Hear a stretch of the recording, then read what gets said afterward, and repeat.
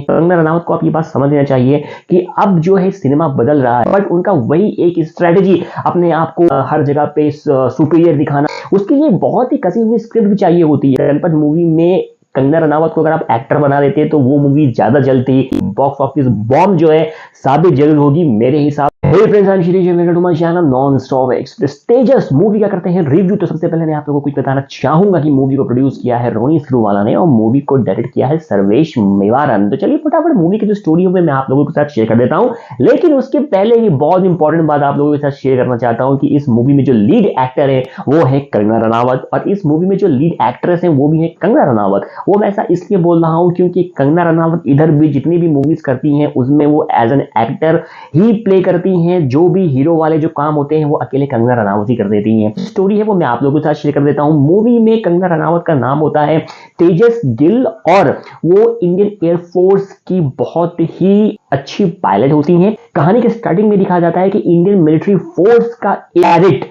एक tribal island में फंस जाता है, वहां पे वो अनकॉन्शियस पड़ा हुआ है, बट कंगना रनावत को वहां पे जाने की अथॉरिटी नहीं है क्योंकि वो जो पूरा ट्राइबल एरिया है वो गवर्नमेंट के अंडर में है और कंगना रनावत के जो सुपीरियर होते हैं उनको वहां पे इंटरफेयर करने के लिए मना करते हैं। बट कंगना रनावत तो कंगना रनावत है, वो किसी की बात कहां सुनने वाली है। वो जाती है और बहुत ही सक्सेसफुली इंडियन मिलिट्री फोर्स का जो बंदा है उनको रेस्क्यू कराती है और उनके लिए वो 2 गोली भी खाती हैं। इसके बाद कुछ फ्लैशबैक दिखाया गया है। फ्लैशबैक में दिखाया जाता है कि उन्होंने अपनी इंडियन एयरफोर्स पायलट की जो पढ़ाई है वो पूरा किया, कितनी शिद्दत के साथ कितनी मेहनत के साथ वो इस मुकाम तक पहुंची है। उनका एक पास्ट भी होता है, उनका एक बॉयफ्रेंड भी होता है और वो उनसे बहुत प्यार करती रहती हैं। बट 26/8 के टेररिज्म अटैक्स में उनकी पूरी फैमिली, इनफैक्ट उनके मॉम डैड और उनके बॉयफ्रेंड जो है वो मारे जाते हैं और इसी बात का खुन्नस उनके मन में बहुत ही भयानक तरीके से रहता है और वो टेररिज्म को जड़ से खत्म कर देना चाहते हैं। उसके बाद एक इंडियन स्पाई को खातूनी नाम का एक टेररिस्ट जो है वो किडनैप कर लेता है और एक रेस्क्यू मिशन प्लान किया जाता है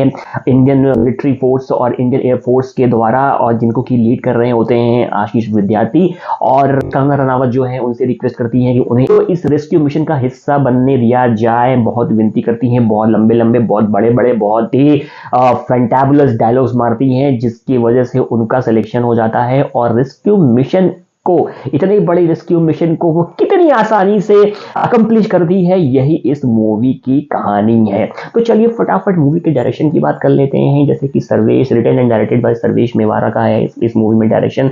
तो डायरेक्शन उतना कोई खास नहीं है, तो अगर आप डायरेक्शन से बहुत ज्यादा एक्सपेक्टेशन लगा के जाएंगे तो मैं आपको बता दूं कि आपको डिसअपॉइंटमेंट ही हाथ मिलने वाला है। चलिए अब एक्टिंग की बात कर लेते हैं। एक्टिंग की अगर मैं बात करूं तो इतने बड़े मिशन को कंगना रनावत ने कितने इजीली अकम्प्लिश कर लिया, यही दिखाया गया है इस मूवी में। कंगना रनावत को आप ये बात समझ लेना चाहिए कि अब जो है सिनेमा बदल रहा है। जिस तरह की एक्टिंग वो आज से 10-12 साल 15 साल पहले करती थी वो अब नहीं चलेगा। मैं मानता हूं कि उन्होंने बहुत अच्छी एक्टिंग की है, वो बहुत अच्छी अदाकारा है, उन्होंने क्वीन में बहुत ही अच्छा एक्टिंग किया हुआ है, उन्होंने तनु वेड्स मनु रिटर्न्स और झांसी की रानी में बहुत अच्छा रोल किया है। बट उनका वही एक स्ट्रेटेजी अपने आप को हर जगह पे सुपीरियर दिखाना, बड़े बड़े डायलॉग्स मारना और अपने आप को खुद से एक्शन करना, खुद से डायलॉग्स बोलना, ऐसा दिखाना कि पूरे मूवी की जो स्पॉटलाइट है उन पे ही है, पूरे मूवी का जो मेन जो हिस्सा है वही है, ये गलत है। अब वो चीज नहीं आएगा, वो चीज नहीं बन पाएगा। उसके लिए बहुत ही कसी हुई स्क्रिप्ट भी चाहिए होती है। बिना स्क्रिप्ट के आप एक अच्छा परफॉर्मेंस नहीं दे सकते हैं,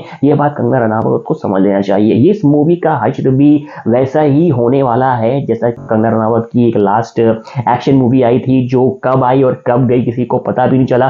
तो इस मूवी के साथ भी वैसा कुछ होने वाला है। बहुत ज्यादा उम्मीद, बहुत ज्यादा एक्सपेक्टेशन मत लगाइएगा इस मूवी से। हाँ, अगर एक्टिंग की अगर मैं बात करूं तो कंगना रनावत ने बहुत ही बड़े बड़े डायलॉग्स मारने की कोशिश किया है, तो ठीक है, उनकी एक्टिंग को मैं खराब नहीं बोलूंगा, उन्होंने ठीक ठाक एक्टिंग किया हुआ है। बाकी जितने भी और भी कलाकार हैं जिनको जितना काम मिला था उन लोगों ने ठीक ठाक ही किया हुआ है। तो कुल मिलाकर के ये एक मूवी जो है एक बिलो एवरेज साबित होती है। मैं ये नहीं कहूंगा कि ये मूवी डिजास्टर है। अगर मैं डिजास्टर मूवी की अगर मैं बात करूं, गणपत जो कि पिछले हफ्ते रिलीज हुई थी, गणपत से तो ये मूवी अच्छी ही है मेरे हिसाब से। अगर गणपत मूवी में कंगना रनावत को अगर आप एक्टर बना देते तो वो मूवी ज्यादा चलती इस मूवी से। बट हाल फिलहाल मूवी की अगर मैं रेटिंग की अगर मैं बात करूं तो इस मूवी को दूंगा मैं 10 में से मात्र 3.5 नंबर। और इसका मतलब ये होता है कि ये मूवी जो है फेल है। 20 करोड़ की बजट में बनने वाली इस मूवी का कलेक्शन अगर 10 करोड़ भी अगर पहुंच जाता है तो बहुत बड़ी बात है। बट जैसा कि इसका फर्स्ट डे के कलेक्शन है, इस मूवी ने मात्र कमाए हैं 1 करोड़ रुपए। तो ये एक मूवी जो कंगना रनावत की है, ये बॉक्स ऑफिस बॉम्ब जो है साबित जरूर होगी मेरे हिसाब से। लेकिन आप लोग बताइए कि आप लोगों को ये मूवी कैसी लगी। जिन जिन लोगों ने ये मूवी देखी है और जिन जिन लोगों ने ये मूवी नहीं देखी है वो जाइए देखिए और बताइए कि आप लोगों को कंगना रनावत की तेजस मूवी कैसी लगी। और प्लीज बने रहिए मेरे चैनल के साथ ताकि इसी तरह से अच्छे अच्छे रिव्यूज और वीडियोस मैं आप लोगों के साथ शेयर करता रहूं। तो मिलते हैं अगले रिव्यू वीडियो के साथ। Till then bye bye and take care.